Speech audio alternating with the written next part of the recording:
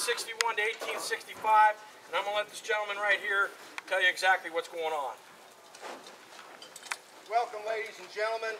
The two field guns that you see in front of you now represent a high water mark of muzzle loading artillery. Muzzle loading means we load them from the front or the muzzle. Essentially, the system remained unchanged from feudal times all the way to the Civil War, but these guns represent the high water mark. The first cannon, the one you see closest to you, is a 10-pound Parrott rifle. It's called a 10-pounder because it fires a 10-pound shot. It's called a rifle because it has grooves in the barrel, spiral grooves, rifling, that make the shell spin for greater range, greater accuracy. A guy named Parrott invented it. The way, though, you can tell those guns, they have that cast iron ring shrunk onto the breech to give it more strength. The second gun is a 3-inch Phoenix Ordnance rifle. It was a wrought iron gun, considered the best muzzle-loading artillery ever made, and in fact our Army continued to use that cannon all the way up to 1887. When all the rest of the world was using breech loaders, we were still using that. This limber is what they pull them around with. They hitch the horses to that. Ideally, you would use a 6-horse team. By the end of the war, the Confederates were using 4-horse teams.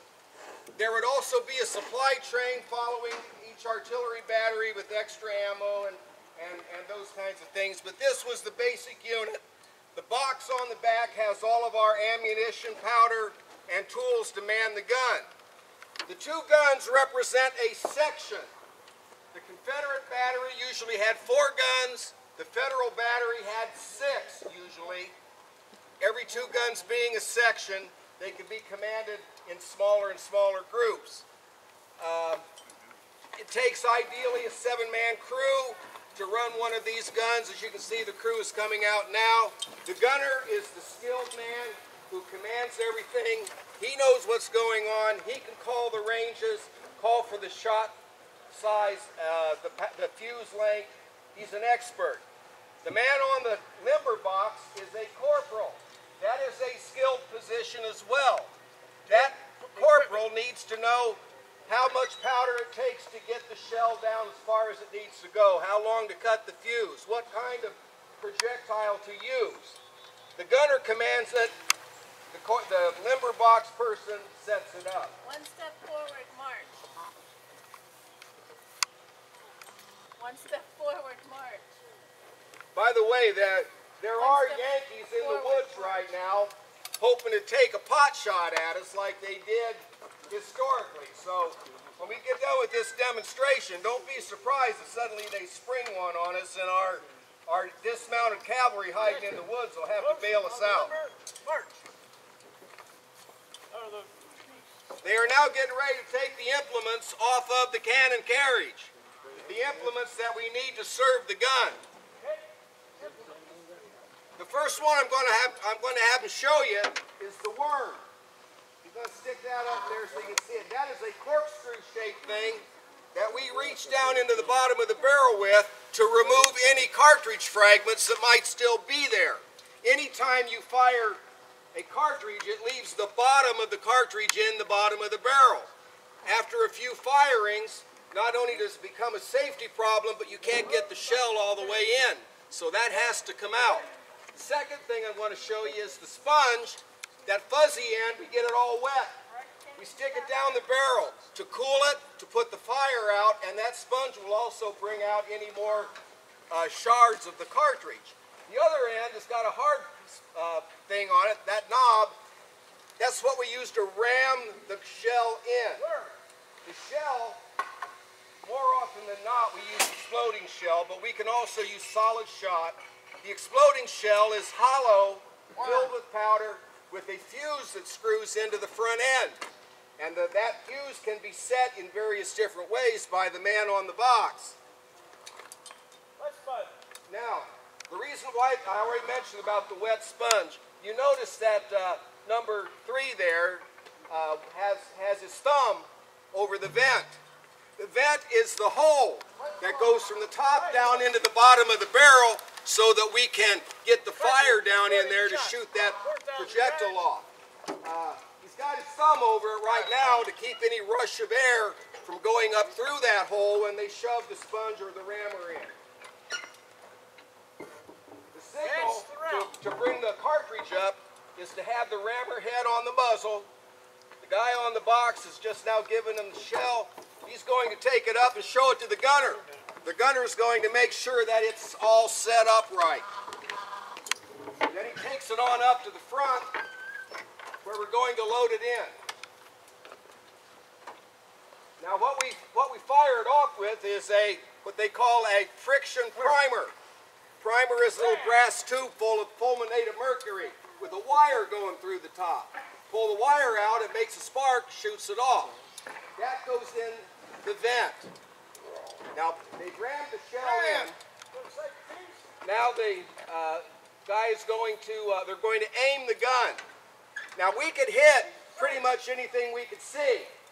Maximum range is about 5,000 yards. Ideal range about 2,500 yards.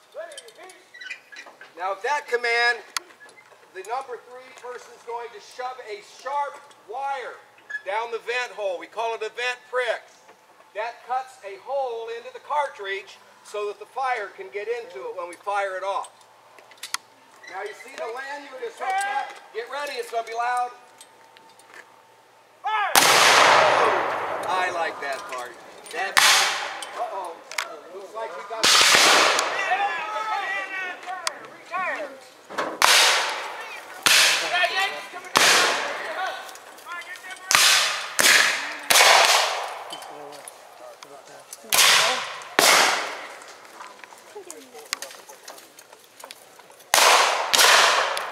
Where's that pistol? A cowboy.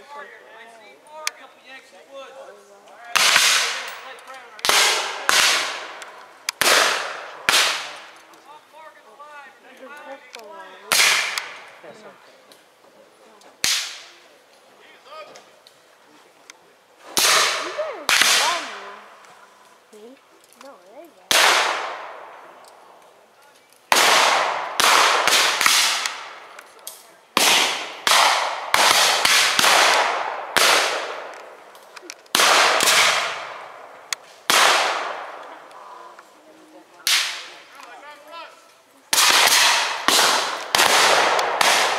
Oh, the pistol was loud that time. I'm gonna use a double barrel. A double barrel,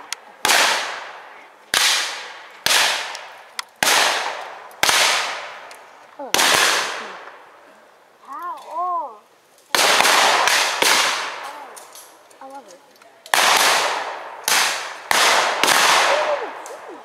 Okay. Which one? I don't know where they're hiding anymore. Oh, that guy's down there.